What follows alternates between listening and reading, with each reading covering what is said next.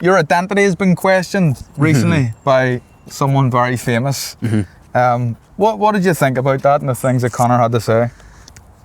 People say to me, you know, can you forgive him and all, but I couldn't forgive him, at least not now, because for my people, essentially. Because how can I go around and say, yeah, do you know what you said wasn't that bad?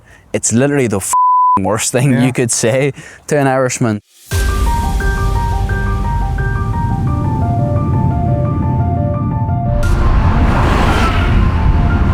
So we're here in Belfast, nice part of Belfast actually. This is the Lisburn Road, and we're here to see Paul Hughes. Paul is fighting on the 10th of May in the 𝗘𝗨𝗥𝗢𝗣𝗑 Arena, formerly the 𝗘𝗨𝗥 Arena, now the SSE Arena, where I fought so many times. Paul's fighting a guy called Bruno Miranda in a tough fight, but Paul's then getting his hair cut in the barber, same barber that I use, so we're going to go and have a chat. How are you, champ? Yes, my brother. How you doing? Alright, mate? Good to see you, bro. You too. What's the crack? Paul, how are you? You alright? Join us, bro. I will. I'm going to leave that there, Paul, if that's alright. What's happening then, Paul? All good, bro. All good. Getting shaped up before the fight here? Yes, sir. Ready to go, bro. Almost there next week. First time in the SSE? Made my debut there. My pro debut was there just over 8 years ago. Yeah. So that's where I started my career, like, and I always envisioned coming back and selling it out someday. Didn't know when or how I was gonna do it, but I always thought I'm gonna do this someday, and it's finally came back around, like, so. And what about the fight with Bruno Miranda? What's he like? I would say a casual MMA fan. I love to watch the big fights, and I support you and all the local guys that are coming through, but I wouldn't be an expert on it. Yeah. But what's Bruno Miranda like? He looks alright to me. See, to be honest, mate, he's like, I've been calling it a sneaky hard fight. People probably don't know him worldwide, so they just assume, oh, Paul's fighting at home, they're gonna give him someone like an easy matchup. But it's absolutely not the case at all. He's 17-5, which is a really good record for MMA. Big puncher, big kicker, like serious power. So like it's a really difficult fight. But look, all my fights are difficult fights at the minute, so I'm used to it. So yeah, it's exciting, but I have to be on my game, like. Yeah, of course. But I suppose that, like, I mean, you're looking at it like that, it's a tough fight, but all these tough fights get you ready for the bigger fights. And big time. As I say, all my fights, like my last one was a world title fight, the one before that was against a pay-per-view, or it was on pay-per-view against a former world champion. Like, they've all been kind of big, high pressure fights, so this is, I don't want to say it's not new, because it is new fighting at home, so that's definitely different. I think, you could probably tell me about that, what the big nights fighting them at home. Well, we'll go and have a chat in a wee minute once you finish getting your hair cut, and I'll tell you a wee bit about that. Sounds good, bro.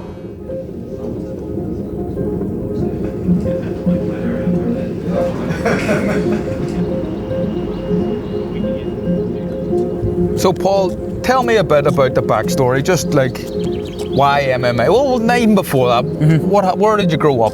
So I grew up in Derry. I grew up playing Gaelic and hurling. That was my life. Literally that's all I cared about growing up.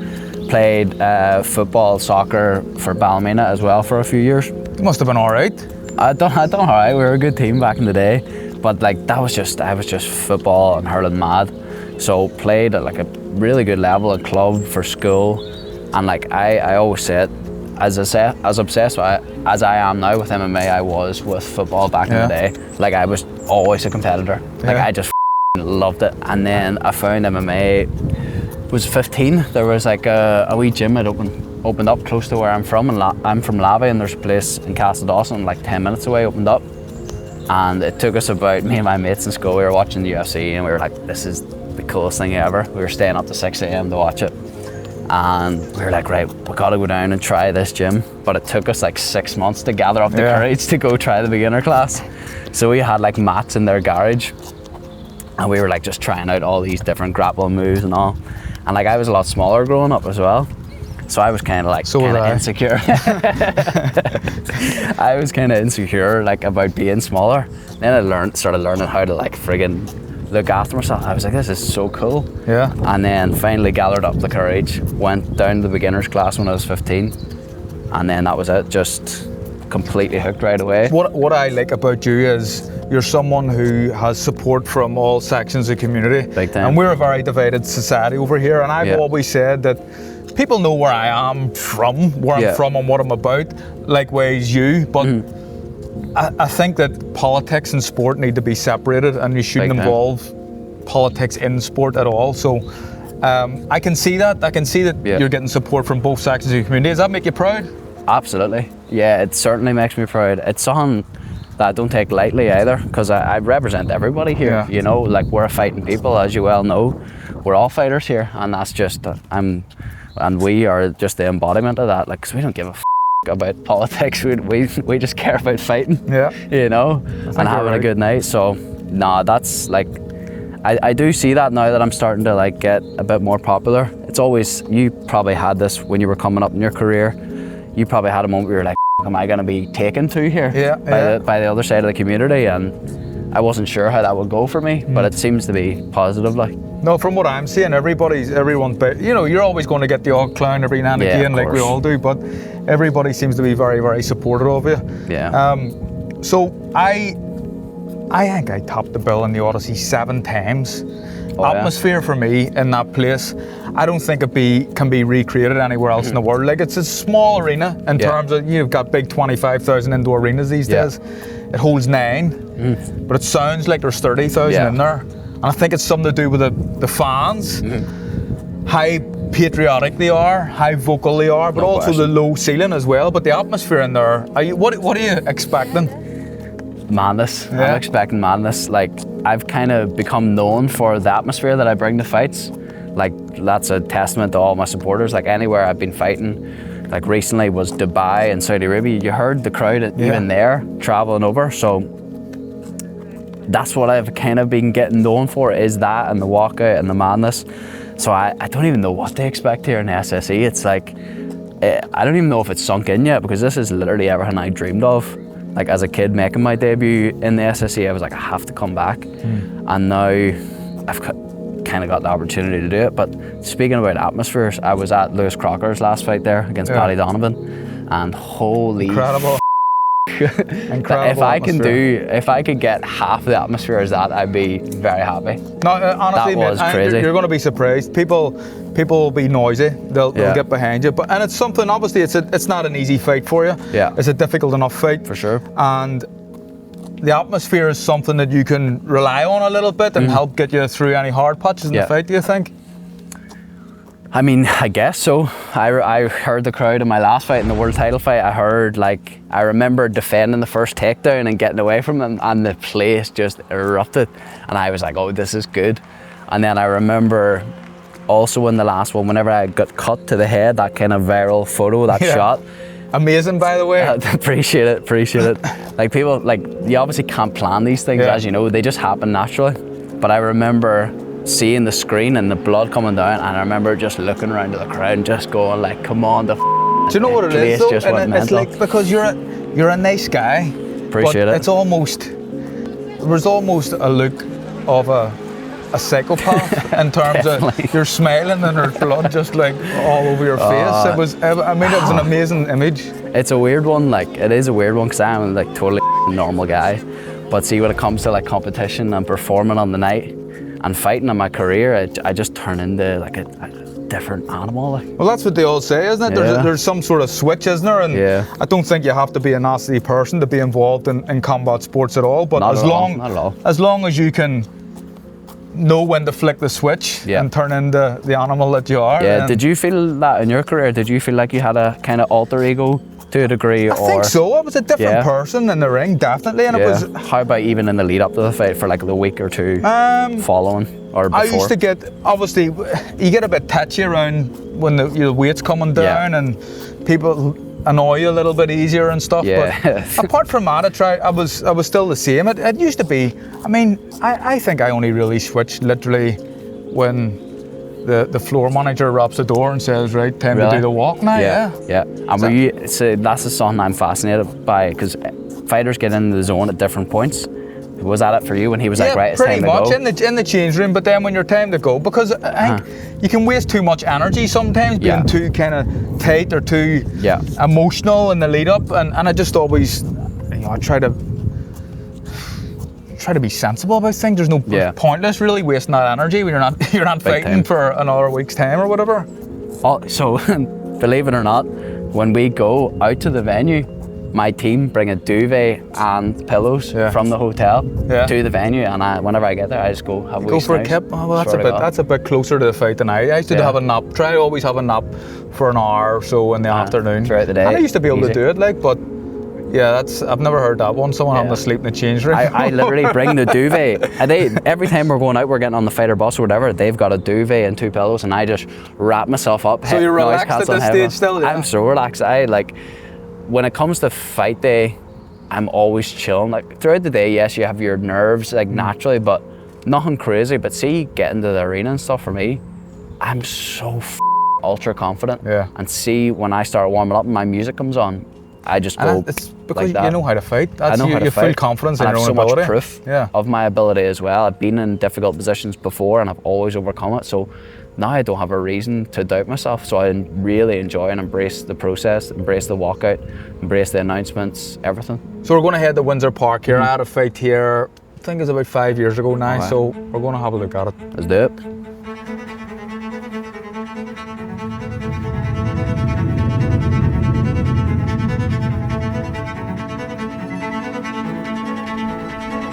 People they're passionate over here, aren't they?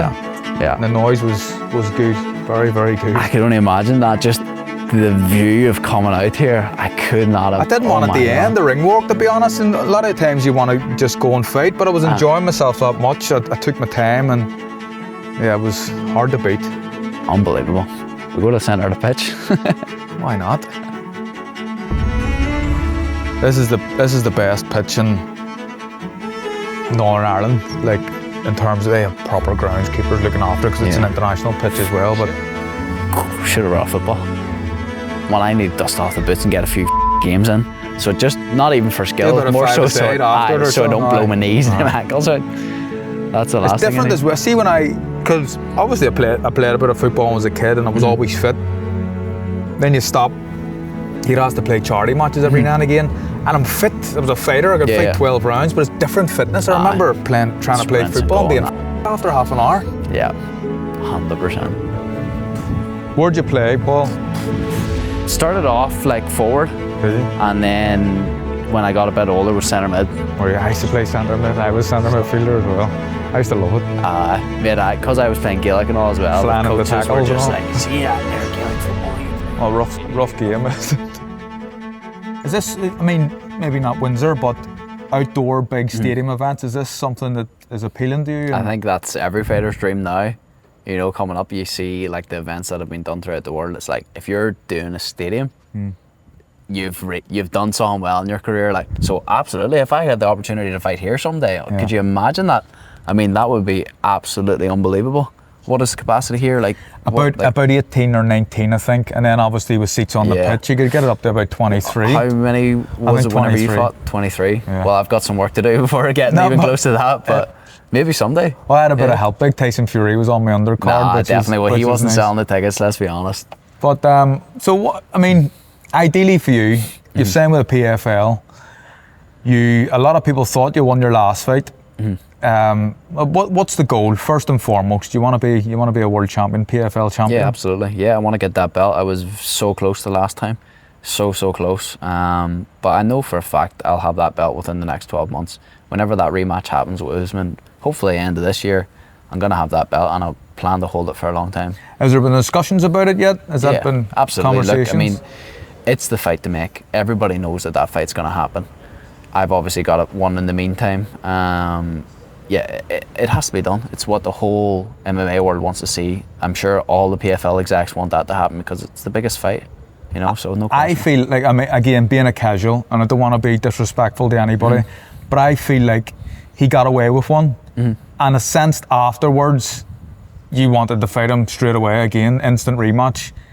Didn't really get the same from him, almost like go away, you need to win a few more wins and then we'll do it again. But do you think he wants to fight you again? It's a good question. Some people say this to me, they're like, he definitely doesn't want to fight you again, and I'm like, he's a fighter. You know, I think there's going to be so many questions surrounding that last fight, especially with what happened with the head clash and all of this, that I think if he, you know, decided, no, I'm never fighting Paul Hughes again, there would always be that question mark. And as a fighter, you know yourself, you want it to be clear cut. I'm the champion. Yeah. Like, I'm the best in the world. There's no questions. Whereas there always would be that question. So I think if I was in Usman's shoes, 100%, he's got to fight me again. You know, because he's got to prove. What do you think about the head clash? Because I mean, you clashed heads as well. You come out of it worse actually than him with a big cut. Yeah. And he had time to recover. What do you think? He was really that hurt from the head clash, or was it he was getting a breather? No, he definitely wasn't 3-minute break hurt. Yeah. I'll tell you that for free. Look, it was not to go all the way back into the fight. You know, I've obviously got a big fight coming up, but I just know for a fact, you know, when you're in there with someone and you're breaking them, you can feel it. And I felt the energy change. And the head clash just happened at that time where I was starting to really take over the fight, and I knew the finish would come for me. But look, it happened. He done the right thing in taking the time, and he got his recovery, and then he was able to continue the rest of the fight. But it is what it is. This is fighting, and this is why we love it. And maybe the favour will go to my odds the next time. You just never know. And is there any lessons you can take from that fight and that performance that you can bring into the Miranda fight? Yeah, no question. Look, any world title fight, anything that's serious pressure, big training camps, you're just, as you well know, you learn so much from every camp and every fight. So I went to a completely different level after that fight. I'm so happy and fortunate that I've been able to fight so close to that. So it's only, 3 months removed or 4 months removed. And that's a great privilege because I can immediately right the wrongs, and now I can put them in at home here as well. But the atmosphere, no doubt, and you know what it's like, Paul, it's going to be absolutely incredible. Yeah.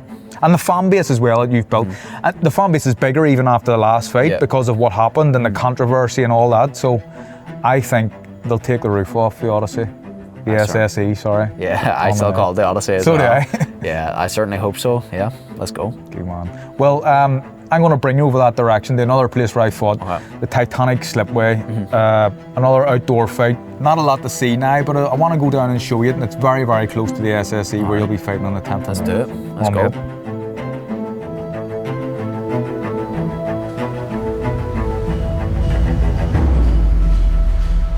So we're down here very close to the docks, obviously the 𝗘𝗨𝗥 area, the 𝗘𝗨𝗥 quarter, sorry I should say, but we're very close to the Slipway where I fought. But just before we get there, we'll talk about that. I wanted to talk to you about, it's been noticeable to me, the rise, the meteoric rise in MMA, especially in Ireland, Northern Ireland, UK. It's a massively different sport now than it was 10 years ago. Yeah. What's the reason? No question, absolutely no question. Well, look, has been for a long time the fastest growing sport in the world. I mean, obviously in the island, like you had Conor back in the day, obviously just completely blew it to another level in Ireland and just the world. So I think he was a great part in all of it. And then as of the last 5 sort of years, it's become a lot more mainstream. There's a lot more stars coming out of the sport.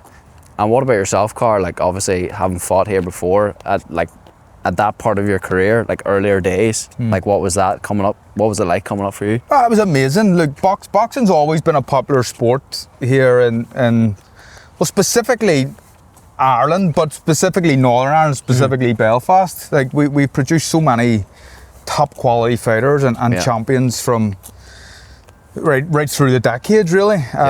But there was a wee bit of a lull until I'd won my world title. And previous to that, I'd say you had guys like Paul McCluskey in front of me. He was a European champion from up your neck of the woods. You had Eamon McGee, you had Damien Kelly, Brian McGee, big Martin Rogan. So it was certainly on the rise. But the one real success story prior to me was Wayne McCulloch, probably. He has one of the greatest away wins. He won his world title in Japan, where not many people go to and take victories. But so for me, Wayne, he was an inspiration to me. Okay. And I'm hoping, and you're probably the same, I think because he inspired me, then I went on to do what I done. There's another kid that was my age when I was being inspired by Wayne, who's being inspired by me. So it's just about people winning and the momentum. I'm sure it's exactly the same. There's kids watching you, looking at that picture and going, the mad kids going, I want to do that. You know?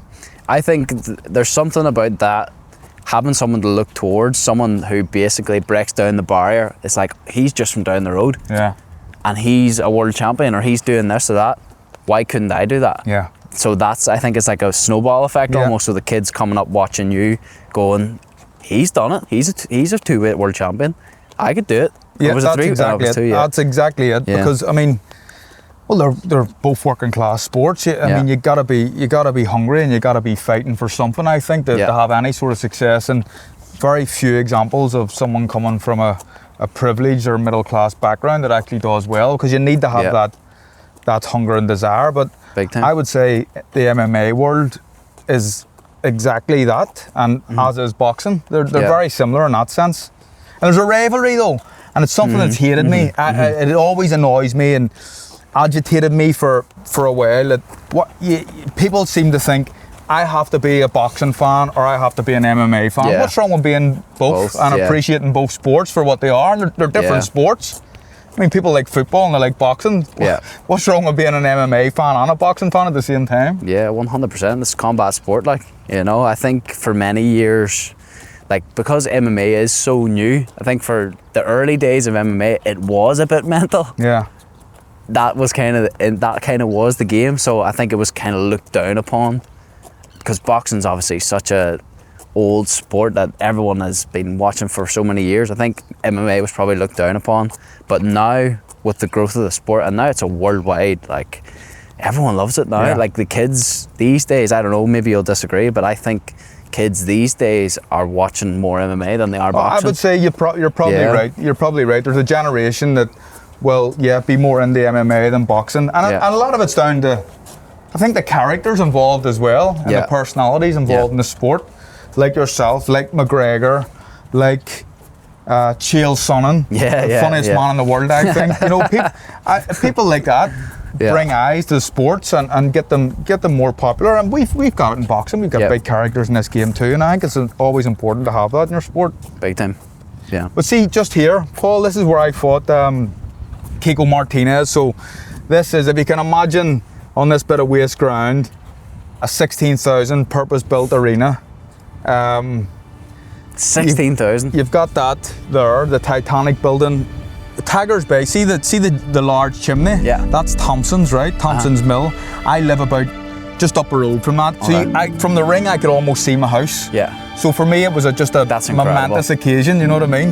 It was my first world title, and I'd done it in Belfast. So it was a big deal for me. But the reason why we done it here, and this is going to happen to you.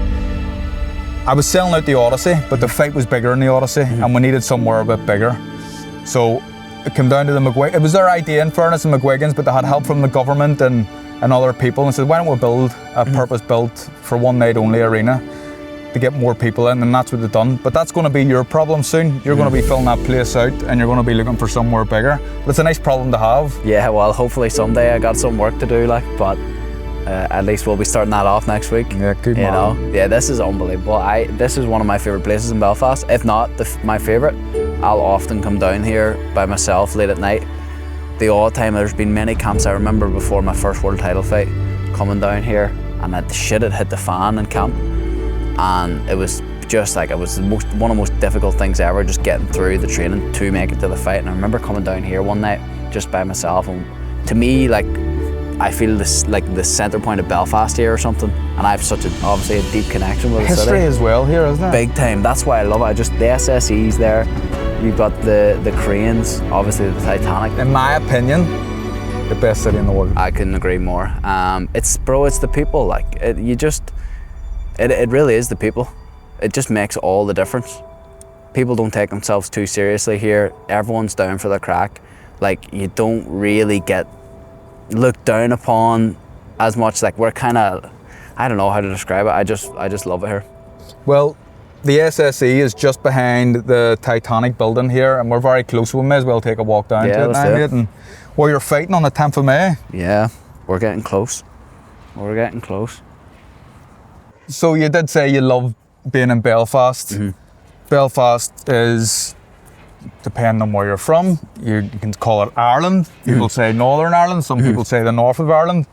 But your identity has been questioned recently by someone very famous. What did you think about that and the things that Conor had to say? Initially I kind of laughed it off because it was just it was madness, you know. It was so extreme, the stuff that he was saying, that I kind of had to laugh it off. I couldn't take it too personally. I think it was more so the reaction of everyone here, especially people from Derry, people who are Irish or identify as Irish that live in Northern Ireland. Like, it's like the worst thing you could say to someone is like, oh, you're not Irish because you live in the north of the island. Yeah. It's like the most insulting thing you could say to someone who sees himself as Irish. So, especially in a city like Derry as well. Exactly, where obviously there's been such a very sad history in the city. Like, so it's one of these things.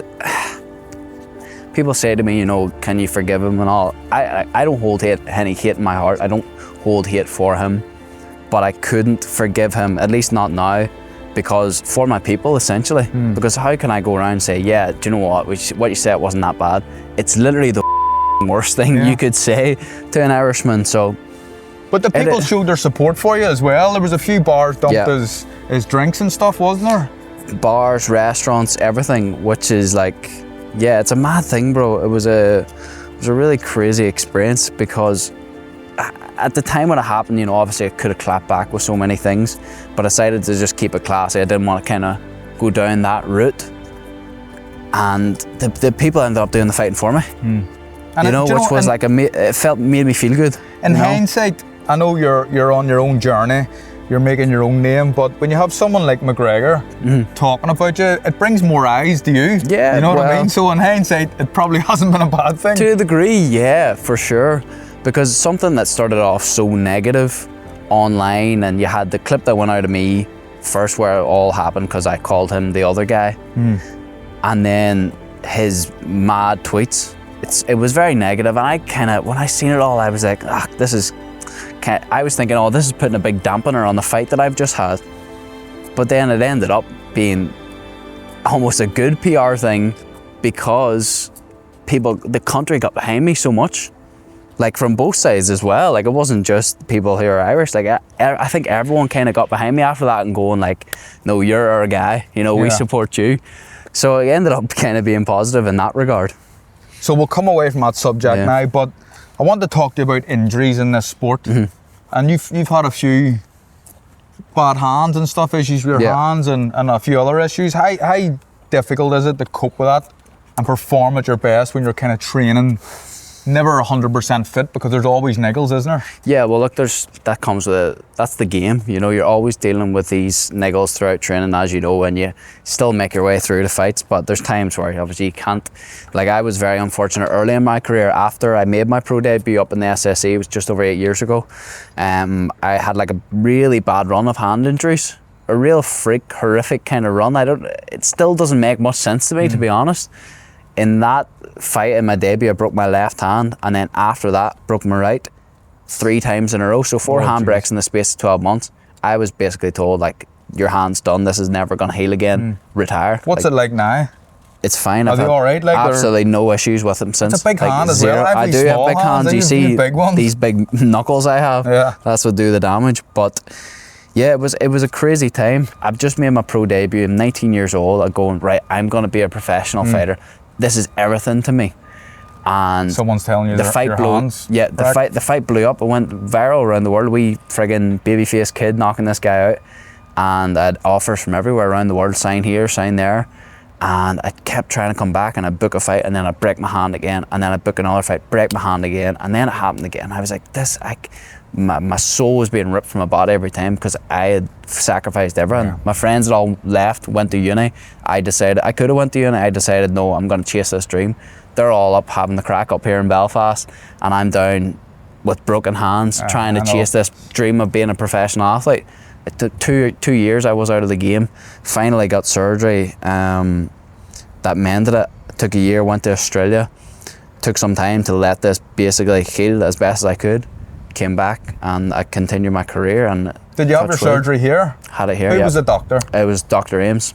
Michael Ames, yeah. I had a few hand injuries as well. So what happened to your hands? He actually done 3.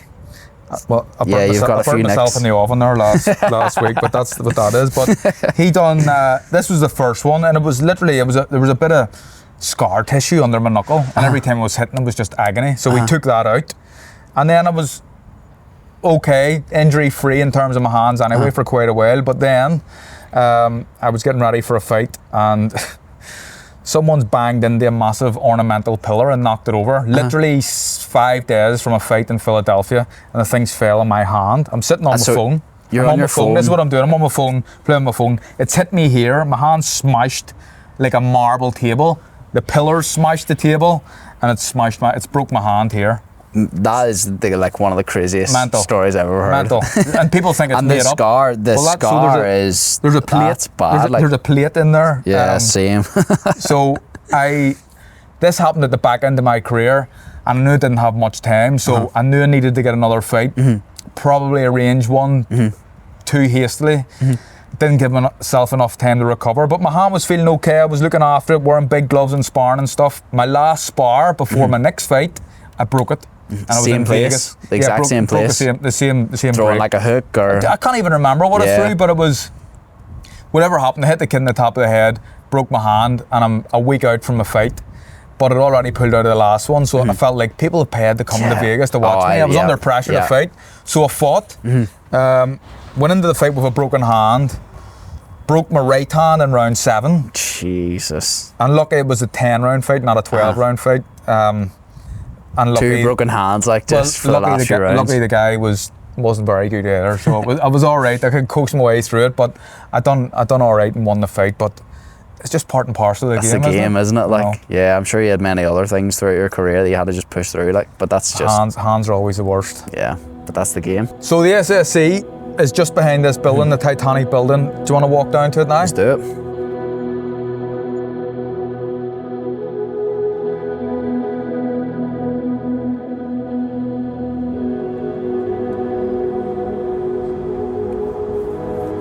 So Paul, here we are at the SSE, formerly the Odyssey. I know you've fought here before, I nearly said boxed here before, but you've fought here before. It's going to be different on the 10th of May, isn't it? Yeah, it's good being here, I must say. Like every time I come down here, I just kind of... You get a few goosebumps and stuff, big time. Every single time I drive past them two there, I just look down here, and for all them years I was like, someday. Yeah. So just coming down here today, and like the weather's good, I'm fighting next week, like the vibes are good. I'm unbelievably excited. I think, and I've been in a few different arenas throughout the world. I've yet to experience an atmosphere like the Odyssey on a fight night. What do you think it's going to be like? I don't know. As I said to you earlier, if it's half as good as the Lewis Crocker fight a few weeks ago, now I didn't go to any of your fights back in the day. It's going to be unbelievable. Yeah. Unbelievable. How was it for you coming here? Like, do you have any advice for me? Because this is going to be my first time. No, just be ready for it. You were at the Crocker and Donovan fight. Yeah. You know what to expect, but expect that plus a bit more, I would say. I genuinely think the noise is going to be massive. What was your favourite walkout? I've done a few. I used to try to change it all the time. I wanted to have one, right? James Brown, the boss. They came out to it in New York Hall once, and then the week everybody just copied me. So I thought I'm just going to have to change it, and I changed it. But I think I had come out to Jackie Wilson. Your love is lifting me higher, and that was noisy, and that was just a wee. It was almost like one for the fans, like a thank you, because their love, I think, inspires me and helps me become a better fighter and better performer on the night. And that was just a wee nod to them to say thank you. But that was probably the best one in here. Did you feel like you performed better when you fought in the SSE, having all your fans there? Honestly. Yeah, really? Honestly, so hopefully that happens for me then as well. I'm going to say this, right? Anyone, and I'll make this big statement, and everyone's going to go, Frampton's full of shit, blah, blah, blah. There's not a person in my weight division would have beat me in there. Yeah. Not a chance in hell. Yeah. And it's definitely something about the atmosphere and the noise. It almost makes you unbeatable nearly. Yeah. Right, well, I'm stealing that line. I'm stealing the line, I'm stealing the energy. What have you got planned for the ring? It's an important part of it now, a fight night, isn't it? The ring walk, what have you got planned? Big time. Like, it might be my favourite thing about fighting. Like, I'm not even joking. I love the walkout. I'm so centered and calm that I can embrace the whole experience, and I'm so confident that I'm just like, if anyone has ever seen my walkouts, I'm singing, I'm dancing, I'm just pointing at people, I'm loving it. for this one, it's obviously, as mentioned, the biggest night of my career. I've got something unbelievably special planned that I'm not gonna say. Top secret. People aren't gonna know or see until the night, but I've got something that I've been planning for over 5 years. It's gonna happen here in May 10th. Please, when you win here on the 10th of May, please come back. Yeah, well, hopefully whenever I get the world title, the rematch, maybe it'll be in 𝗘𝗨𝗥𝗢𝗣𝗏 or maybe it'll be in Windsor, and then we can have that in common then. Dear man, all Thank the best, you, brother. man. I really appreciate it.